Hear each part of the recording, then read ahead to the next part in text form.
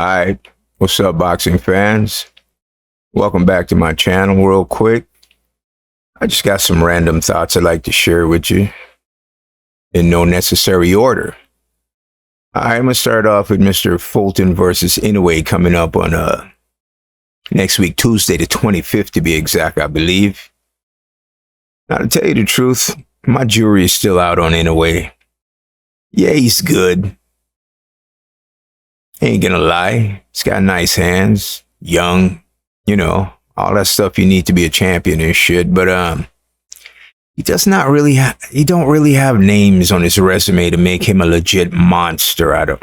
That's just my opinion, though. All right, with the exception of Nonito Donaire, I'll admit, and we know he fought Donaire a bit late in his career, right?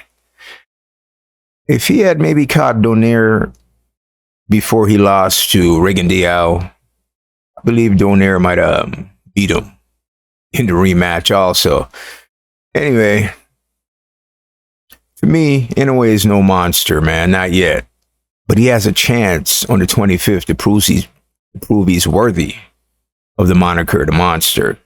To me, anyway, by defeating Stephen Fulton, which I don't think he will. But we know Fulton is fighting behind enemy lines. So, honestly, I might have to get back to you after the fight on that one, all right? Next up, some random thoughts and shit, but Tyson Fury. I was thinking about doing a video on Mr. Fury's next fight, but not so sure I want to waste any time on it. Fury talks a real big talk, man, but does not back it up. We all know Usyk was next on his list, right? But it's quite obvious he wants none of that Ukrainian smoke. So he'd rather fight an MMA fighter who has no top-level boxing experience. I might or might not get back to you with a video on that fight, depending on how I feel and shit. What else I got here? Shakur Stevenson, yeah. Look. Looks like Shakur Stevenson is gunning for a fight with Devin semi-automatic Haney. But Devin appears to be allergic to Stevenson's smoke, which he should be, especially after his last performance with Lomachenko. No matter the win, he got hit a lot by being careless, I thought. And it's my opinion that Stevenson would capitalize on Haney's mistakes greatly. But you know what?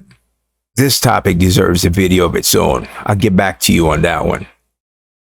Next up, the whole judging situation in boxing, man. Look, we got some old-ass, antiquated boxing judges from 1962 still judging boxing current time today, 2023 and shit. That's part of the problem sometimes with these boxing fights and these whacked-ass outcomes. Old-ass, antiquated judges. Let me give you an example real quick. I was watching a fight a while back, not too long ago. No need to mention names. One was more of a Mexican-style fighter, come forward, flat-footed, looking to bang in the middle of the ring. You know what I'm saying? And the other was more tactical, evasive, footwork, dissecting type techniques and shit like that.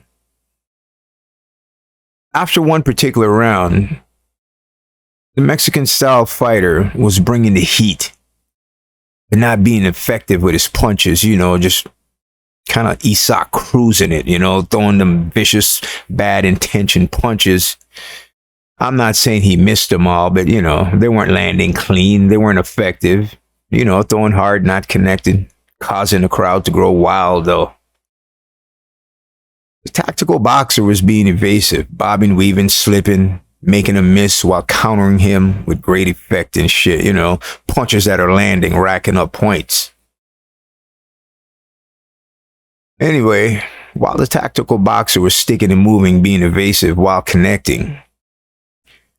So during the break, if you don't know, Harold Letterman, he was the man unofficially judging the card.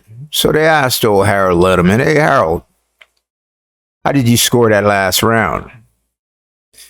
This is what Harold Letterman had to say. He said due to the tactical boxer running he gave it to the Mexican style fighter. And this is although the tactical boxer clearly outpunched the Mexican style fighter.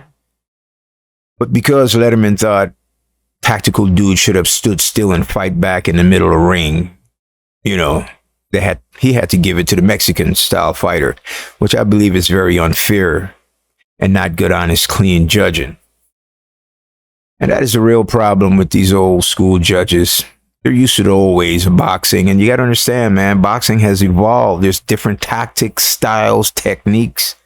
You know, and there's still the old hardcore old school Mexican bangers too. So that term running, you know, if you looked into Webster's dictionary definition for the term running in boxing, this is what it'll say. Running means stop moving so much so that I can hit you. Which, when you break it down, it defeats the purpose of attempting to hit and not get hit, right? I'm out of here.